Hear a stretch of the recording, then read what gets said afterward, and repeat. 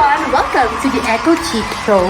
So, aware naman tayo na maraming drama about the environment lately, right? May pollution plus ang init-init na rin. Did you know, friends, na pwede kang makatulong sa Earth by just what? Dressing up nicely. Hashtag Let's Be Eco-Social. Hey girl! Hey girl! May bago akong latest chika about sa fashion. So, nakikita mo ba yung mga TikTok tops na trendy ngayon? Bumili ako. Ang ganda. And then, bumili pa ako sa H&M ng 5 damit na ganito in 5 different colors. Did you know that outfit repeaters are in? Plus, you know what guys? Ukay-ukay is life. It is much better and also cheaper to buy clothes in ukay-ukay.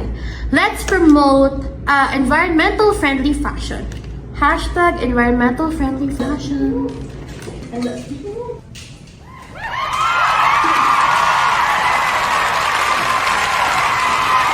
Hey bestie! OMG Sisi, kanina pa kita inaantay. Have you seen the new release ng Owala? Nakita mo ba yung Rapunzel design nila? It's so cute, right? Parang I want to buy a new one again. You don't need a new one, Sisi. You already have that one. Everyone, did you know that it's important to use eco-friendly tumblers? However, we should also keep in mind that we only need one. Kaya nga eco-friendly and reusable, diba? Plus, using these eco-friendly tumblers could also help us not to consume a lot of plastic bottles. Hashtag eco-friendly tumblers.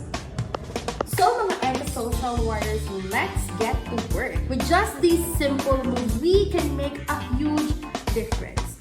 Remember that fashion fades. However, saving the earth is timeless, diba? Kaya mga best, let's save Mother Earth and let's hashtag be eco-friendly.